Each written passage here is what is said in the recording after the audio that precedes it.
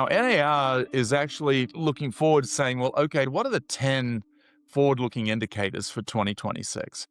Well, one is the millennials, right? A lot of the millennials are now hitting their prime earning age, right? Where they're making more money or the most money that they'll make in their lifetime. And that income growth and job growth will ultimately lead strengthened migration, right? People moving in and out of markets, which drives real estate. And also, we should start to see an alignment between the price of listings and income, right? So making homes a little more affordable and allowing more people to buy into it. Now, of course, what would drive that would be if we saw rates come down, and there is prediction that we could see those rates. But in all honesty, I mean, if we saw rates at 6% or less, that will stimulate the real estate industry. But we're probably not going to go much below 5.5 if we get there at all.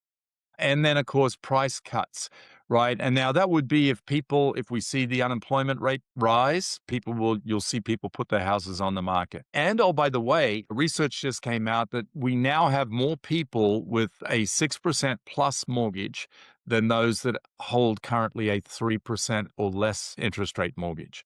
So again, what that means is that we've got fewer and fewer people who are actually being rate locked, right, who have got this low interest rate that they don't want to give up. And then, of course, we started to see this balance between rent and mortgage payment, making home ownership a little more attractive.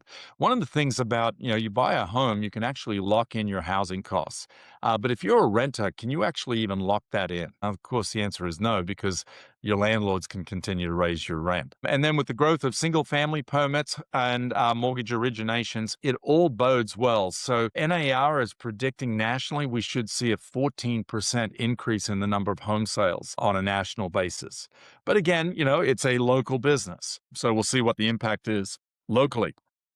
Now, I just wanted to share this with you because I think, again, this is a great slide to share. And that is that look at the median net worth between owners and renters. So in 2019, the median net worth of renters in this country was $7,300. The median net worth of a homeowner was $295,500. So obviously, a lot of that net worth is tied up in their real estate, their home. Now, fast forward from 2019 to 2022, where we saw the greatest amount of appreciation, and we saw that the net worth of a homeowner actually jumped by $100,000 versus a renter whose net worth jumped by $1,100. And of course, 2025, the final numbers aren't out yet, but the expectation is that the median net worth of a homeowner is going to be $430,000 versus $10,000 for a renter. Guys, this is why we do what we do, is help people buy homes, because what we know is not only does it help with generational wealth, but it helps with multi-generational wealth. We're very lucky to be able to do what we do. So why does this matter? Well, demand and activity are going to improve, but not everywhere will be the same, right? Interestingly, NAR has picked the top 10 markets that they expect to see growth in 2026. And one of those markets is actually Spokane. So if that indeed is the case and that happens, I believe that that will bleed up to Colville as well and to Stevens County. There's going to be a new pool of rate qualified buyers. So we need to reach back out to those buyers who sat on the fence and decided to wait for rates to come back down. That's probably not a reality. There are creative ways, 2-1 buy downs, et cetera, that we can help people get into housing. Additionally, right, we're seeing more homes expire today than we have in a long time. And I don't believe it's because we're seeing values drop, but what we are seeing is that sellers feel like they're holding a winning lottery ticket, and they want to get as much money for their home, and consequently they're pricing it too high. And oh, by the way, as realtors, a lot of us don't know the conversations to have with our sellers to help them be realistic about the price. But what we do know is those homes that are pricing accurately and correctly are selling quickly.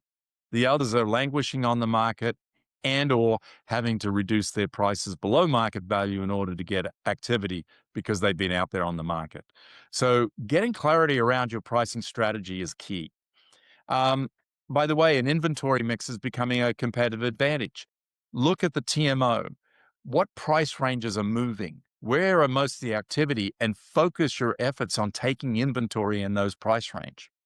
And then, of course, look at the migration patterns. Where are people moving from to Stevens County? Where are the people in Stevens County moving to? Right? Go build relationships with agents in those markets and foster agent to agent referral business, massively profitable business. Thanks so much for watching. Please subscribe and join us as we continue to build careers worth having, businesses worth owning, and lives worth living.